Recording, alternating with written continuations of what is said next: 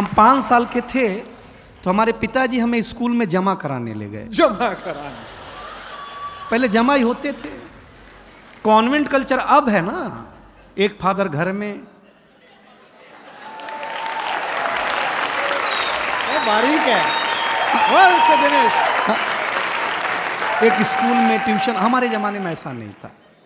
बगीचे में हमारा स्कूल होता था, ऐसे मास्टर जी बैठे हुए, ऐसे हम खड़े, ऐसे हमारे पिताजी खड़े। तो मास्टर साहब ने पिताजी से पूछा किसका लड़का है, तो मेरे पिताजी इमोशनल हो गए, बोले मास्टर साहब आपका ही है। मैं सही बताता हूँ, अब हम टेंशन में, जिसको हम 5 साल से बाप समझ रहे हैं वो तो अपना है नहीं। मैं जिसे आमंत्रित कर रहा हूं वो भी बंबई से आया है, एक ऐसा कवि जो आनंद पैदा करता है। मैं जानता हूं यहां जो 2-4 कुर्सियां खाली बच गई हैं वो भी तालियां बजाएंगे उसके लिए। दिनेश बावरा यहां है। किसी कवि के सफल होने के लिए पागल होना पहली जिम्मेदारी है, वो ऑलरेडी है। एक बार जोरदार तालियों के साथ उसका स्वागत करिएगा।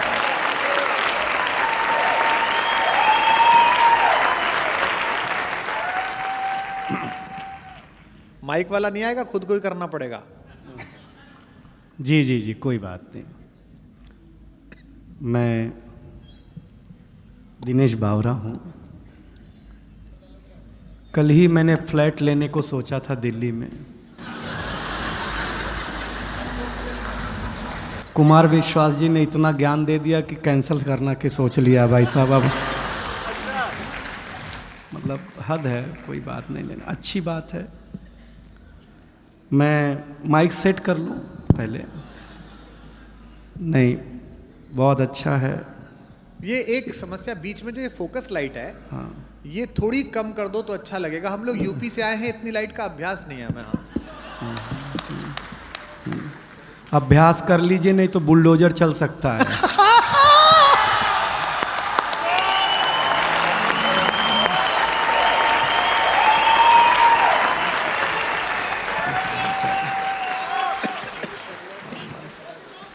हाँ, बस समझिएगा, देखिएगा, मैं भी ज़्यादा समय आपके बीच नहीं रहूँगा। हम स्टार्टर हैं। हाँ, ये ओपनर था, मैं बोतल हूँ।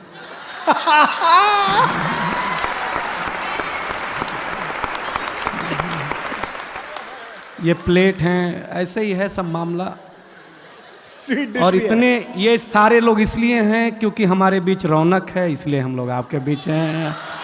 हाँ, प्रणाम करता हूँ। देखिए, गाँवों की बात हुई है, आप मुझे बहुत ध्यान से सुनिएगा तो ही मज़ा आएगा। मैं अपने गांव के स्कूल में पढ़ने जाता था तो मैं बचपन में सबसे सुंदर बच्चा था। हाय हाय। हाँ, हाँ, टीचर बोलती थी तू पीछे नहीं बैठेगा, मेरे सामने बैठेगा, क्योंकि मैं सुंदर था। हाँ, मैं सामने बिठाया जाता था, लेकिन मुझे अच्छा लगा। देखिए, यहाँ लड़कियाँ हैं, महिलाएं हैं, सब हैं, लेकिन हम पुरुष बहुत नीट क्लीन में बिलीव करते हैं। अच्छा, हम स्वच्छता में भरोसा करते हैं। हाँ। बिलीव नहीं हो तो एक बात सुनो, हम पुरुष लोग नाई की दुकान में बाल कटा करके आते हैं, आकर के तुरंत नहाते हैं। कभी आपने किसी महिला को ब्यूटी पार्लर से आने के बाद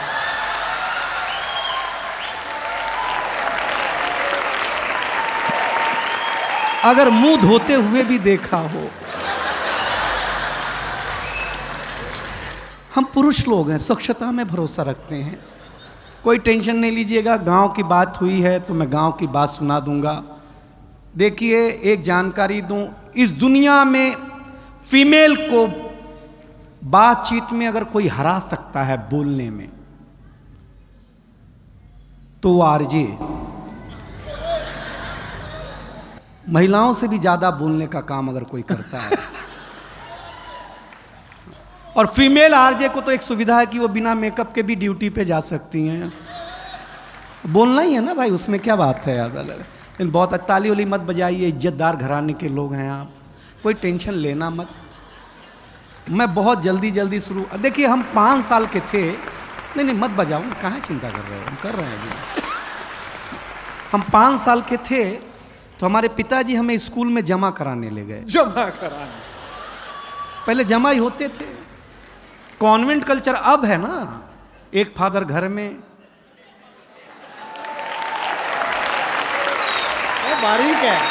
अच्छा दिनेश, एक स्कूल में ट्यूशन, हमारे ज़माने में ऐसा नहीं था।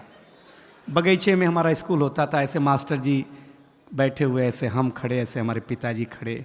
तो मास्टर साहब ने पिताजी से पूछा किसका लड़का है?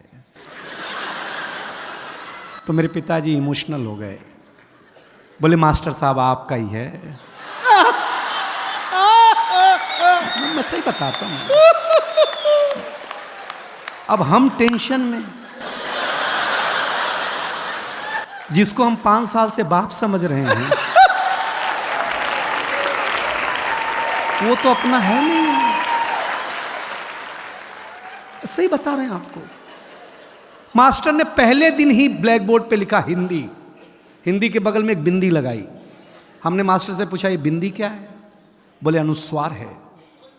हमने कहा सर रविवार सुना, सोमवार सुना, मंगलवार सुना, ये अनुस्वार। बोले ये हिंदी का श्रृंगार है। हम घर आए तो हमारी चाची ने बड़ा सा अनुस्वार लगा रखा था। हमने चाची से पूछा ये क्या है? चाची ने बोला बेटा ये चाचा हैं। हमने कहा चाचा है? हम कंफर्म करने के लिए भाभी के पास गए। हमने कहा भाभी ये कौन है? बोले बाबू ये भैया हैं। मैडम हमारा माथा खराब हो गया। हम शाम को वॉश बेसिन में मुंह धो रहे थे तो देखा चाचा नल की टोंटी से चिटका हुआ है।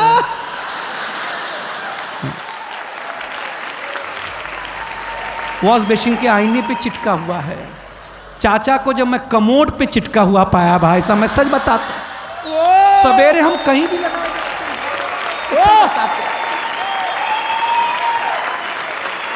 ये हमारी क्या मार्केट वैल्यू है यार। कुमार विश्वास जी हमें पहली बार अमेरिका ले गए, फर्स्ट टाइम। हमको अंग्रेजी उतनी ही आती है जितनी लालू जी को आती थी। हम गए तो अमेरिका एयरपोर्ट इतना बड़ा, हम घूमने में थक गए तो डॉक्टर साहब आए, बोले दिनेश थक गए हो, जाओ पानी पी लो। हम पानी पीने गए एयरपोर्ट पे, हमको नल ही नहीं समझ में आया, इसमें पीना कैसे है। तो डॉक्टर साहब आए, पीएचडी हैं, बोले हाँ एयरपोर्ट है, अमेरिका है, टेक्नोलॉजी का देश है, ऐसे बटन दबाओ ऐसे पानी आएगा, पी लेना। रौनक भाई हमने बटन दबाया, पानी आया, कुत्ते जैसा पानी पिया भाई साहब, मैं सही बताता हूँ आप लोग। ताली बजाओ यार, मैं मजाक नहीं कर रहा हूं, आपको आनंद लगा ना। कुत्ते जैसा भाई साहब, 1 मिनट में कुत्ता बना दिया उसने। हमने कहा आज तो इसकी छुट्टी, दोस्ती कर ली हमने। जिसने कुत्ता बनाया था वहाँ के एक आदमी से, वो हमारे गांव आया, हम तुलसी माता के पास ले गए। हमने कहा ये हमारी अम्मा है। उसने तुलसी माता के पौधे को उखाड़ा, पत्ते पत्ते अलग कर दिए, बोले ये तुम्हारी अम्मा। हमारे भीतर का नोएडा जगह, हम उसको एक खुजली के पेड़ के पास ले गए। हमने कहा पिताजी से मिलो। उसने पिताजी को उखाड़ा, पिताजी ने ऐसा कार्यक्रम दिखाया, उसके बाद से ही सारे अंग्रेज लाल पैदा होने लग गए, पहले काले पैदा हुआ करते थे। हम सच बताते हैं आप लोगों को। लेकिन ये रेड एफएम, अभी तक तो मैंने आपके चेहरे पर मुस्कुराहट बांटने की कोशिश की है, लेकिन मैं इस महफिल को जवान करना चाहता हूं। देखिए नौजवानों, मेरी एक सलाह मानना, हमेशा लव मैरिज करो, लव मैरिज। क्योंकि लव मैरिज और अरेंज मैरिज में एक डिफरेंस है। लव मैरिज में अपने ही गर्लफ्रेंड से शादी होती है,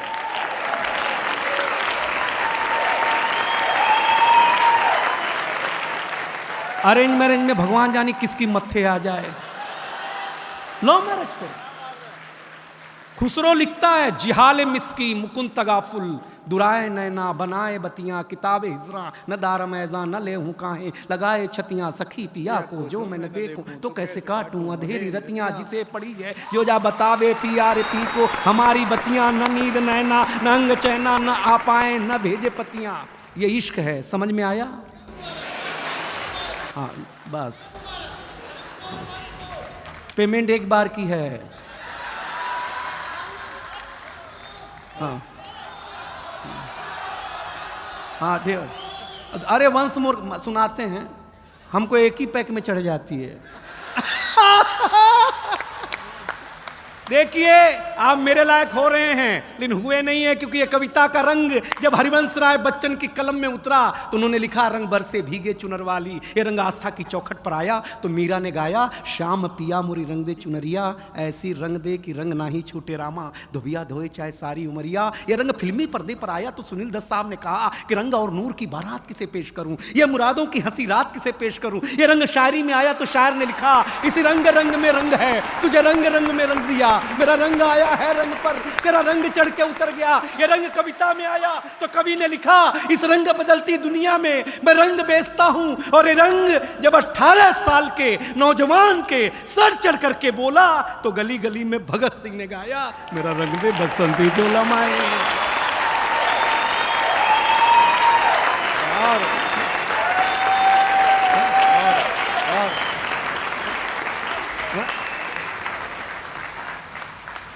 ये ताली पहले बजा देते तो इतना खून खराबा नहीं करना पड़ता यार। ये समझते नहीं है यार ये लोग। लेकिन आप सचमुच अच्छा सुन रहे हैं, बहुत बढ़िया सुन रहे हैं। जो इज्जत आप हमें दे रहे हैं, अगर हमें घर मिल गई होती तो इतना दूर झक मराने आते भाई साहब तर से। लेकिन बहुत अच्छा है, मैं एक कविता सुनाने का मानस है। आप डॉक्टर साहब एक ऐसी कि मेरे नौजवान दोस्तों, मैं भी नौजवान हूं, एक निवेदन करता हूं, किसी भी चीज की आपके जीवन में उपयोगिता उतनी होनी चाहिए जितना काम हो। तब एक कविता आपको हंसाया हूं, सुनिएगा, क्योंकि हमारे गांव की कविता सुनाई रोहित शर्मा जी ने। डॉक्टर कुमार विश्वास का जादू अभी आपके ऊपर छाने वाला है, सुदीप भोला जी आने वाला है, हमारी बहुत अच्छी गजल गो बैठी हुई हैं। तब एक कविता बिना भूमिका के, क्योंकि आप सबसे बुद्धिमान जनता है दिल्ली की और सबसे बुद्धिमान कवि आपके सामने खड़ा है। इन दोनों के बीच में मैं क्लास टीचर की भूमिका नहीं निभाना चाहता, हम दोनों बराबरी के हैं। तब कविता शुरू करना चाहता हूं।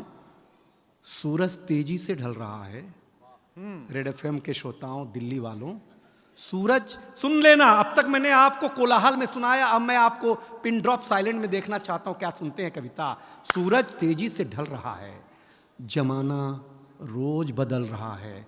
एक फकीर ने टीवी पे प्रवचन देते हुए कहा कि अगर आप मोह माया से दूर रहना चाहते हैं तो मुझे लाइक कीजिए और साथ में मेरा YouTube चैनल सब्सक्राइब कीजिए।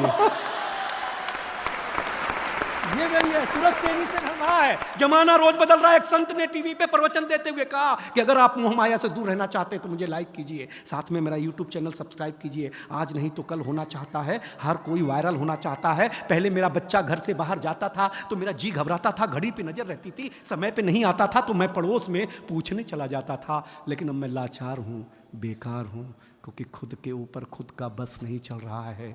मेरी आंखों के सामने मोबाइल मेरे बच्चे को निगल रहा है। मैं ताली मांगूंगा नहीं कि मैं कर्तव्य निभा रहा हूं, मोबाइल मेरे बच्चे को निगल रहा है। न मैं चिल्ला रहा हूं, न किसी को बुला रहा हूं। इस घटना ने मुझे परेशान कर दिया है।